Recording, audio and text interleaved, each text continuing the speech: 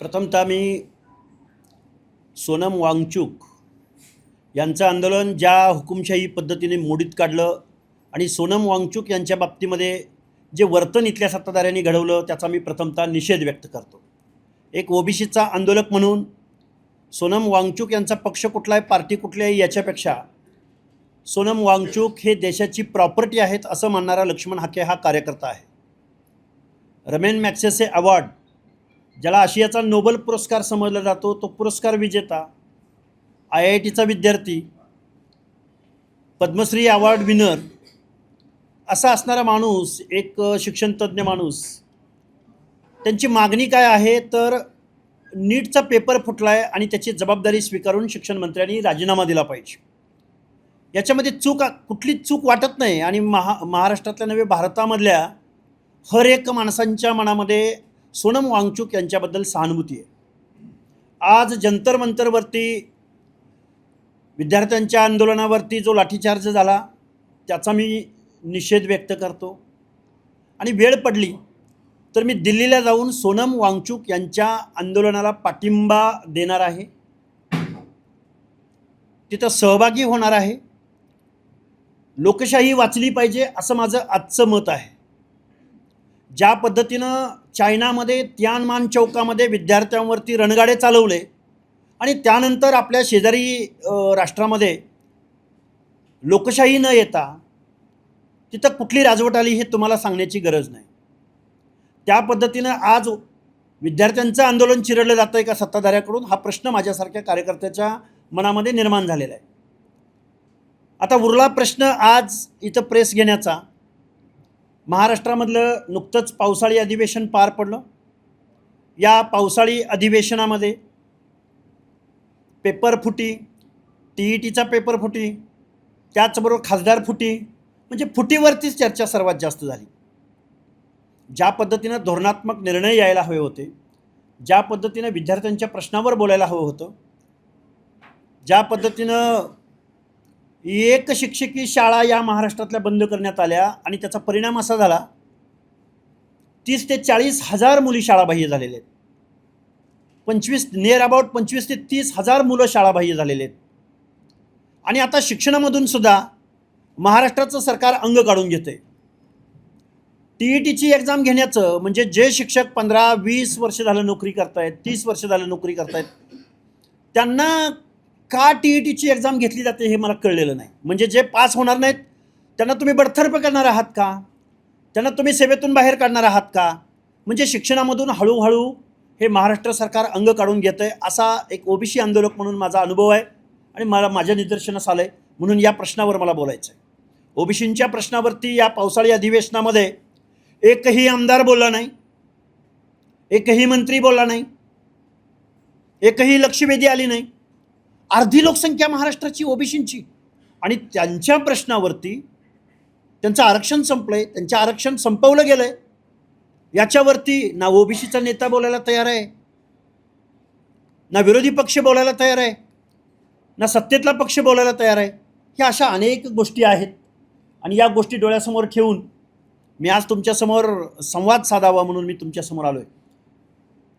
तुमचे प्रश्न आले तर आपण डायरेक्ट प्रश्नोत्तराला सुरुवात करू। येऊ घातलेल्या कालावधीमध्ये महाराष्ट्रामध्ये ओबीसी जनता पार्टी नावाचं महाराष्ट्राच्या नव्हे भारत देशाच्या अर्ध्या लोकसंख्येचा व्हॉइस जर बॅलेटद्वारे, मतपेटीद्वारे जर इथल्या लोकशाहीमध्ये जर सामोरं जाणार असेल, पर्याय देणार असेल, त्या पद्धतीनं ओबीसी बांधव अपिलिंग मूडमध्ये येणार असतील तर निश्चित ओबीसी जनता पार्टीची घोषणा जाहीर होईल आणि महाराष्ट्रामध्ये एक पर्याय तुमच्यासमोर आम्ही निश्चित देऊ।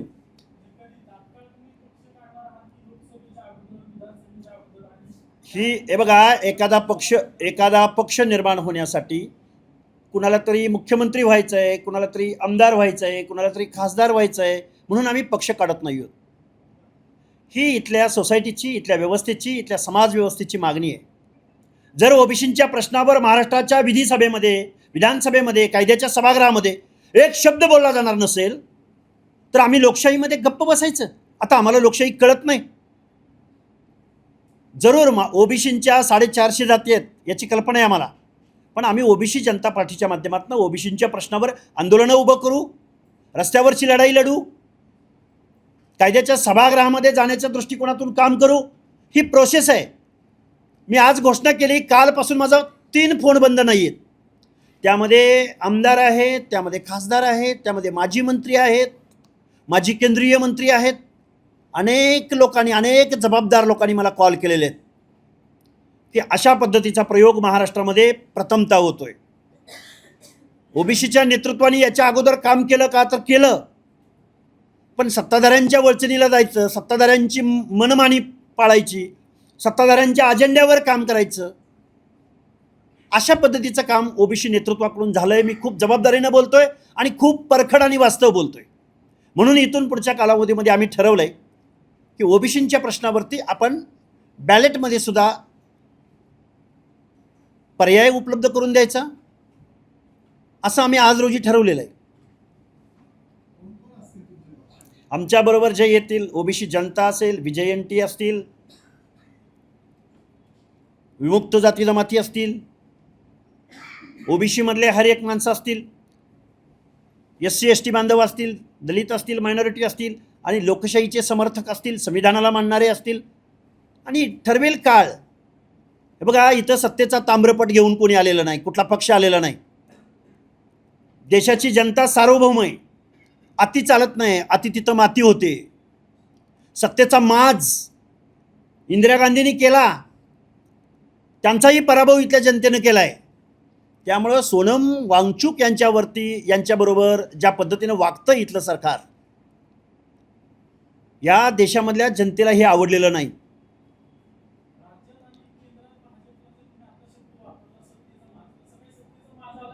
निश्चित आलाय. अरे महाराष्ट्राचं सरकार कधी जनतेच्या प्रश्नावर काम करणार आहे? महाराष्ट्राचं सरकार, अरे काय शाखा प्रमुख फोडतायत, तालुका प्रमुख फोडतायत, जिल्हा प्रमुख फोडतायत, आमदार फोडतायत, खासदार फोडतायत, विधान परिषदेतली लोक फोडतायत. अरे तुम्ही कधीतरी जनतेच्या प्रश्नावर काम करा की. तुम्ही तुमचा एखादा पक्ष स्थापन करा. तुम्हाला असं का आयात लोक का घ्यावीशी वाटतायत? तुम्हाला तुमच्या विचारधारेवर विश्वास नाही, तुमच्या कर्तृत्वावर विश्वास नाही, तुमच्या अजेंड्यावर इथल्या जनतेचे प्रश्न नाहीत. आणि कोण आहेत ही लोक? सत्तेतनं पैसा आणि पैशातनं सत्ता.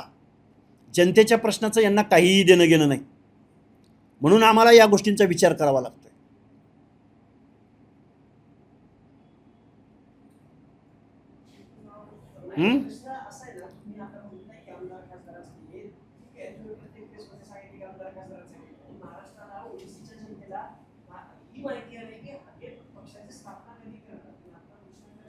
हे बघा, काल बारामतीमध्ये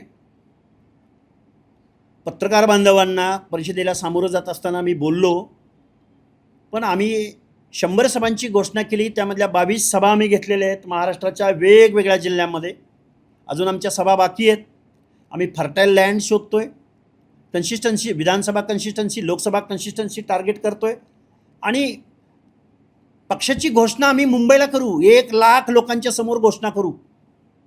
अर्ध्या लोकसंख्येच्या पक्षाची घोषणा, आम्ही त्या दृष्टिकोनातून चर्चेला तोंड फोडलंय आणि आम्ही खूप जबाबदारीनं बोलतोय. ओबीसी जनता पार्टी तिचा अजेंडा लक्ष्मण हाके घरातनं नाही ठरवणार. या पार्टीचा अजेंडा महाराष्ट्रातल्या प्रत्येक तालुक्यातल्या, जिल्ह्यातल्या लोकांना एकत्रित करून कुठल्या प्रश्नावर काम करायचं, त्याचे सदस्य कोण असतील, 108 जणांची बॉडी कोणाची असेल, त्यामध्ये सल्लागार कोण असतील, आमचा अजेंडा काय असेल, लोकशाहीला मानणारा, लोकशाहीला डोळ्यासमोर ठेवून आज ज्या काही गोष्टी आहेत, ज्या काही गोष्टी घडतायत, त्याला एक पर्याय आणि जबाबदारीनं मी बोलतोय.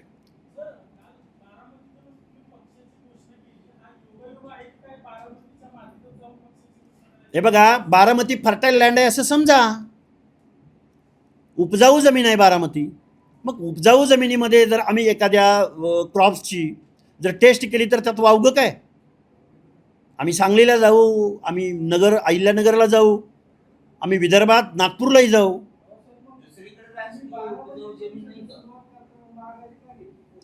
अहो, हा प्रश्न मी बऱ्याच वेळा प्रेस घेऊन याची उत्तरं दिलेली आहेत. आता एक काम करतो, मी आणि सुनेत्राताईची एक पत्रकार परिषद घेतो आणि त्या प्रश्नाचं उत्तर देतो.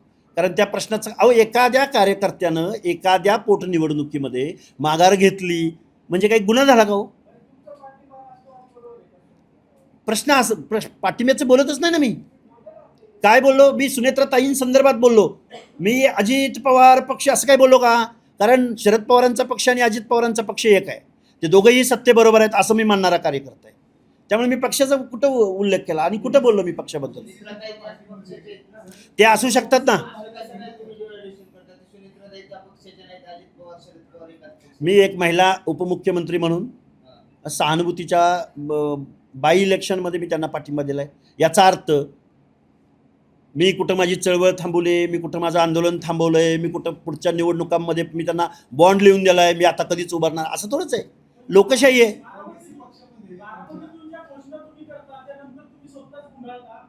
असं काही होणार नाही. एक सर्वसामान्य कार्यकर्ता आहे. माझ्या मर्यादा तुमच्या दृष्टिकोनातून मला चांगल्या माहिती आहेत. कुठं मागे यायचं, कुठं पुढं जायचं आम्हाला चांगलं कळतं.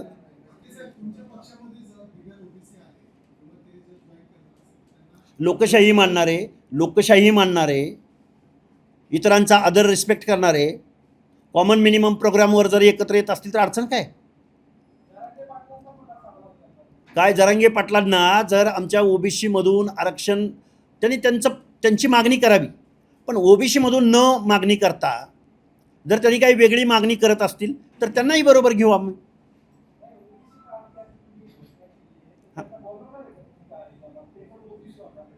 कोण ते काय कायदेशीर होणार आहेत का?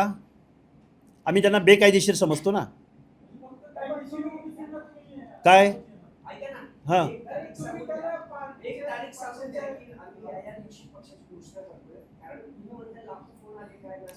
हो आलेत. मी सगळं तुम्हाला इलेक्ट्रॉनिक मीडिया खोटं बोलत नाही. माझे मोबाईल काढून लगेच तुम्हाला स्क्रोल करून दाखवतो. तारीख जाहीर करू ना. महिन्यात 2 महिन्यातली तारीख जाहीर करू. चला. जरांगे पाटलांनी जर त्यांची मागणी मागं घेतली आणि इथल्या बलुत्या आलुत्यांचा सामाजिकदृष्ट्या मागासांचं आरक्षण मान्य करून त्यांची वैयक्तिक मागणी ओबीसी आरक्षणाला धक्का न लागता, ओबीसी आरक्षणामधलं इन्क्ल्युजन न होता जर ते त्यांची मागणी करणार असतील, ज्या पद्धतीनं 56 मोर्चांची मागणी होती की ओबीसीच्या ताटातला आम्हाला नको, अशी भूमिका ते घेणार असतील तर मला अडचण नाही जरांगेंना बरोबर घ्यायची. पण ते जर ओबीसी मधूनच आरक्षण आम्हाला पाहिजे असं म्हणणार असतील तर अजिबात जमणार नाही. नाही, तुम्ही प्रश्न विचारला म्हणून मी माझी भूमिका मांडतोय. मी कशाला अपोर देऊ त्यांना? अरे 12, 13, 14 करोड जनता आहे. लोकशाही मानणारे ते बेकायदेशीर मानतो ना आम्ही.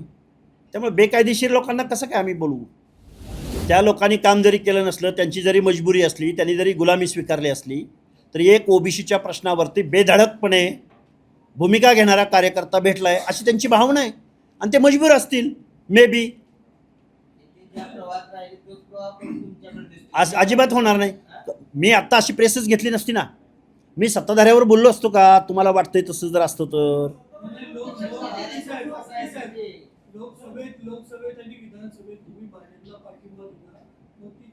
पश्चाताप झाला. चूक होती, पश्चाताप झाला. 100% प्रांजळपणानं नमूद करतोय. पक्षाचे अध्यक्ष ठरवतील. 108 लोक एकत्रित येतील, कारण पक्षाच्या रजिस्ट्रेशनसाठी 108 लोकांचा कन्सर्न लागतो. ती लोक ठरवतील. फोन येत आहेत, मी बोललो म्हणून मला फोन येत आहेत. मी चर्चेला वाचा फोडली म्हणून मला फोन येत आहेत. कारण एखाद्या पक्षाच्या रजिस्ट्रेशनसाठी, पक्षासाठी एक सिम्बॉल लागतो, एक व्यक्ती लागते, काही विषय लागतात, त्याचा भौगोलिक प्रदेश, ही या सगळ्या गोष्टी कॉमन आहेत ना. त्यामुळे एखादा माणूस जर अशा पद्धतीचा कॉन्सेप्ट या लोकशाहीमध्ये मांडत असेल तर त्यालाच कॉल जातील ना.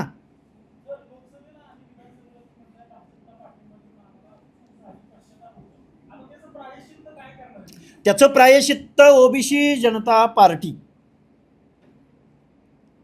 हे प्रायश्चित्त आहे ना. बाद झाला आता तुमचं. सोम्या गोम्या गेला की ढवळ्या पवळ्या सत्तेवर येतो, ढवळ्या पवळ्या गेला की सोम्या गोम्या सत्तेवर येतो. ओबीसी हा भाजपचा DNA आहे असं म्हणणारा भाजप आता राहिला आहे का? भाजपचा DNA कारखानदार आहेत. भाजपचे परत रिपीट सांगतोय तुम्हाला. भाजपचा DNA आमदार, खासदार, राष्ट्रवादी काँग्रेस, प्रसाद लाड, दरेकर, ही मंडळी आहेत भाजपचा DNA. त्यांना काय पडलंय आता बलुत्याचं आलुत्याचं सामाजिकदृष्ट्या मागासांचं. बरं तसं पडलं असतं तर या सरकारनं निवडणुकीला सामोरं जात असताना 18 OBC मधल्या 18 जात समूहांच्या महामंडळांची घोषणा केली.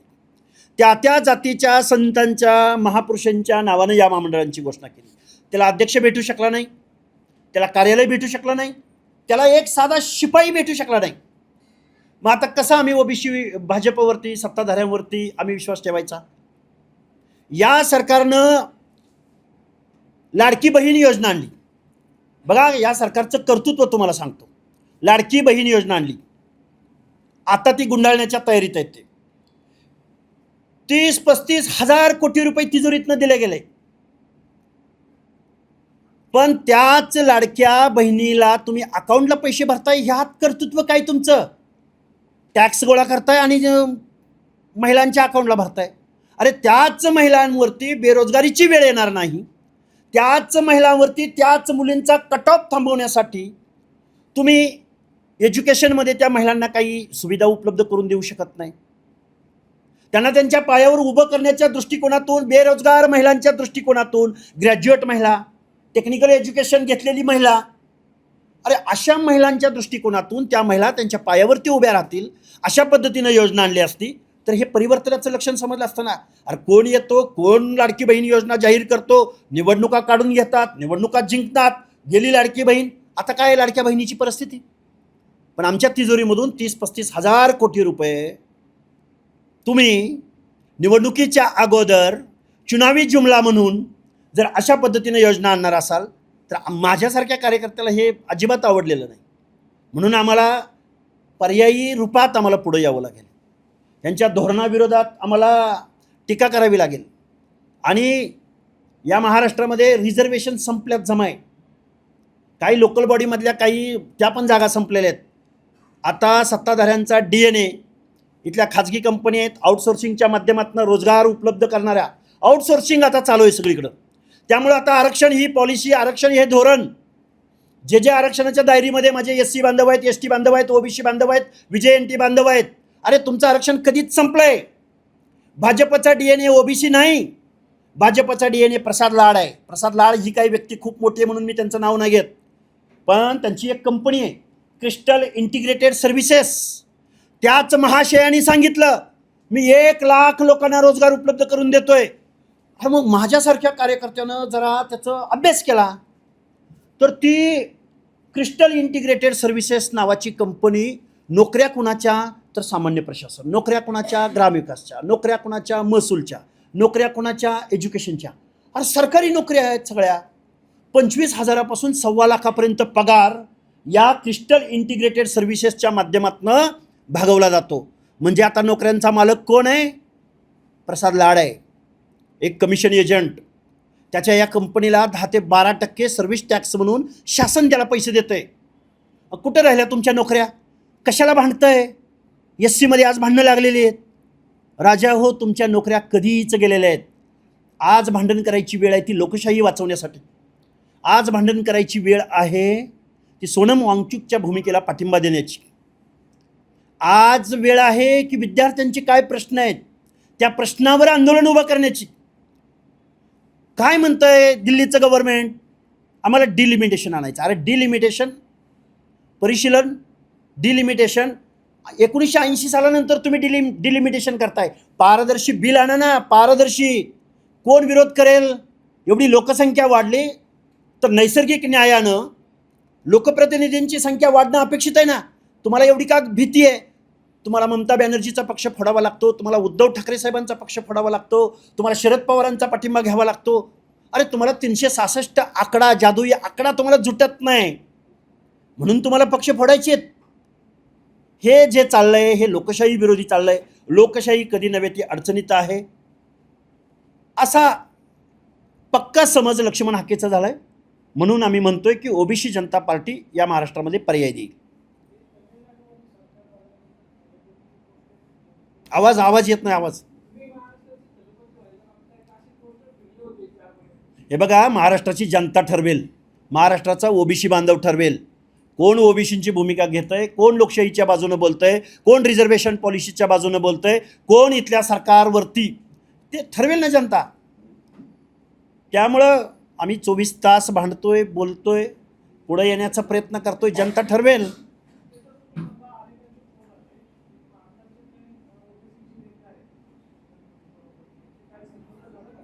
हे बघा, ओबीसींच्या नेत्यांना आम्ही समजून घेतोय, ते त्यांच्या त्यांच्या पक्षाच्या अजेंड्यावर काम करत आहेत. पडळकरांना मंत्री झालं पाहिजे असं आम्हाला वाटतंय, धनंजय मुंडे का बाहेर राहिलेत असंही वाटतंय. तुम्ही मला मग काय म्हणायचं ते म्हणा, पुढच्या प्रश्नाचं उत्तर देईन मी.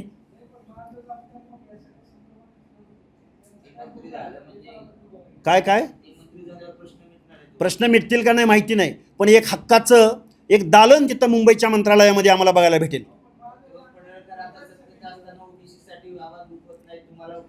आवाज मजबुरी बोललो ना, ते पक्षाच्या अजेंड्यावर काम करतायत. अरे पण आमचा एक माणूस, एक नेतृत्व तयार व्हायला 20-25 वर्षाचा कालावधी द्यावा लागतो.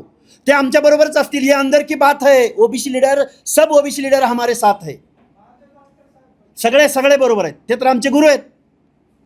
त्यामुळे प्रश्न तो उरत, आम्हाला फक्त हे सगळं जाऊ द्या. 10-15 वर्ष गेलं, नवीन समस्या, नवीन प्रश्न, नवीन नीती, नवीन धोरण, बेस लोकशाहीचा. त्यामुळं तेच तेच तेच काय घेऊन बसलाय. प्रायव्हेट लिमिटेड कंपनी नाही करायची आपल्याला. कोण मी काय बोलतोय, आज आत्ता ऑप्शन आहे का आमच्याकडं? आत्ता आम्ही लोकप्रतिनिधी आहोत का? आत्ता आम्हाला कुठला पर्याय उपलब्ध असू शकतो ते बोलतोय ना. वास्तवातही बोललं पाहिजे, भविष्यातलंही बोललं पाहिजे, भूतकाळातलाही अनुभव घेतला पाहिजे, तरच चालेल ना.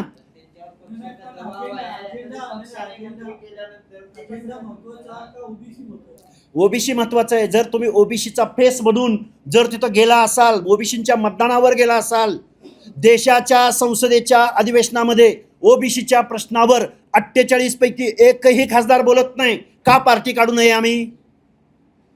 महाराष्ट्राच्या विधानसभेमध्ये, विधान परिषदेमध्ये ओबीसीच्या प्रश्नावर गेल्या पावसाळी अधिवेशनामध्ये एकाही प्रश्नावर बोललं गेलं नाही. का पक्ष काढू नये आम्ही? आहे ओबीसीचं कोणी?